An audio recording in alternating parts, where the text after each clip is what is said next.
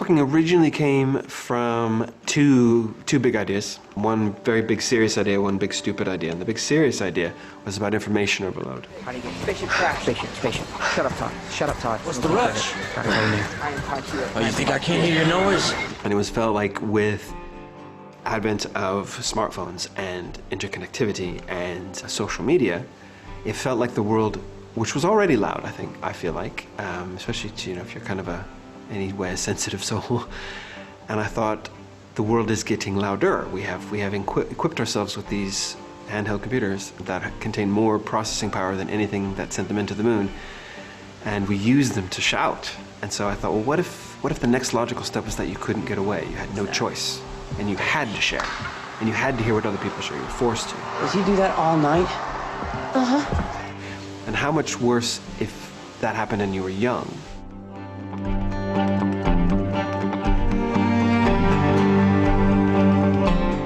The first book came out in 2008, and people started approaching for movie rights then. I read a review of it, and it was a really glowing review, obviously. And the review that I read was actually of the third book in the trilogy of books. But I wanted to wait until all three books were out to see how people would respond to the whole story, to the whole big story. I mean, each book is self-contained, but it's part of a bigger, overarching story.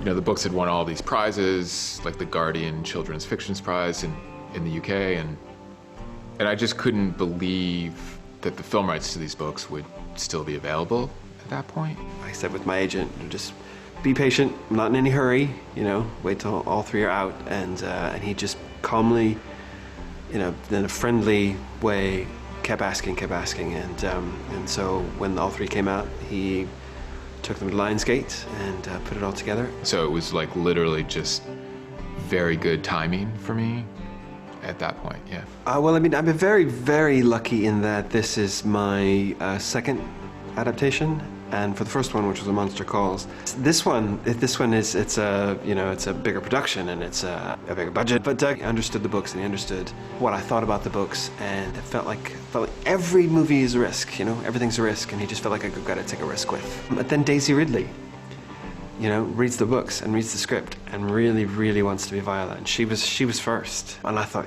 wow, that really works. There's something about her energy, and there's something about Viola is a different character than Ray, but there's just something there that really, really fits. It's interesting because the film has ended up spanning different parts of all three books in the trilogy, not necessarily in any one order, not necessarily as like every bit from every book, but this script has ended up encompassing actually more of the world than I think one would assume. He was great because he really understands the filmmaking process, because he's a screenwriter himself.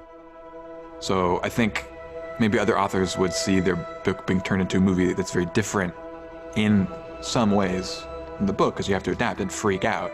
But he gets it. I've done a few films that are adaptations of beloved books, and the truth of the matter is you're never going to please everyone, primarily because they are just different mediums. Where are you going? Hey! What you are able to do with your own inner life and the inner life of the characters is very different than what has to be done in a movie. You have to show things that, of course, were imagined for yourself. And, we as filmmakers are still trying to scale the heights that is the human imagination. By that point, I'd really tried to wrap my head around the story and also what Doug Liman wanted to bring to the story himself, because, of course, it's never as simple as we're just going to do this exactly as it is in the books. So for me, it was really important to know and understand what the books have represented and how the story went in the books, so that anything we did do to enhance that, we really had a good firm grounding in what it was that fans of the series really loved about it. I'm sorry. I've just never seen a girl before. Pretty. Are you from Earth? You're really pretty. Yellow hair. Found her. I found her! Wait! Shit. Stupid noise. It didn't pass me by that what Lionsgate set out to do with Chaos Walking, it was a big deal. It's an original concept from a book. it's a fairly big budget thing in a world where, you know, people are nervous about making new things and what have you. So he had a lot on his shoulders to make sure that what he was doing from the book to the film would work, especially with the fan base of the books. You know, people are very loyal to the books. People really love the books. So it's an undertaking to be the person to translate something like that onto screen. And so he comes in and he sees this world and he thinks, oh my God, where can I run with that? And that's what you need, because a movie can't just be a filmed book. It's got to be more than that. It has different needs. It has different things to service. It's always amazing to have the person that created a world, that created characters. Patrick came on to set a few times, which was really, really nice. And then just to have his thoughts within a script, I think you can feel that he had part of it, because he really knows the world. And he's been super helpful.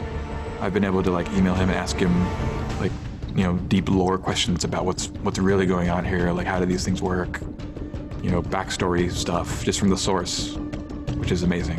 You know, I think it is the creative team's job to take something that they find to be great and wanted to make into a film and infuse their own inspiration into it. You know, it's our job as creative minds and people to infuse more into something that we already believe to be truly excellent. Well, I always think that the interesting thing about YA fiction, young adult fiction, is that it tends to be about pressing at your boundaries, because that's what being a young person is. It's about discovering who you are and where you choose to stop and what boundaries you're willing to cross and the consequences of stepping over those boundaries for you in a personal sense.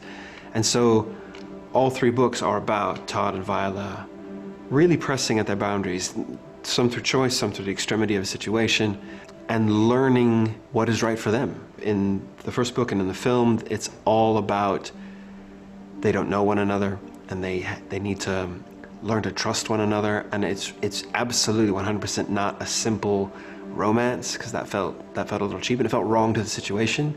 It's about them both discovering that they have the capability of relying on someone other than themselves, which is a huge step to choose for yourself for the first time.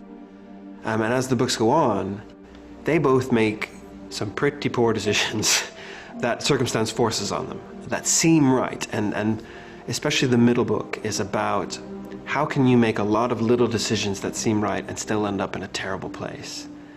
And the third book is about we all fall, but we all get back up again. It's not about the falling. It's not about the mistakes. It's about how you address them, and it's about how you grow from them, and about how you become bigger from them. So the third book is about them really finding that chance to reach beyond yourself and maybe be great, you know, to shoot for real proper goodness and proper truth and proper love and properly saving the world if it needs to be saved.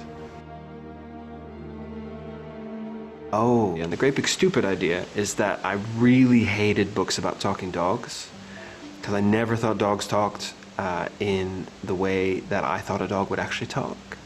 And I thought that if dogs could talk, they would only ever talk about food, sex, and poo. That's what a dog is interested in.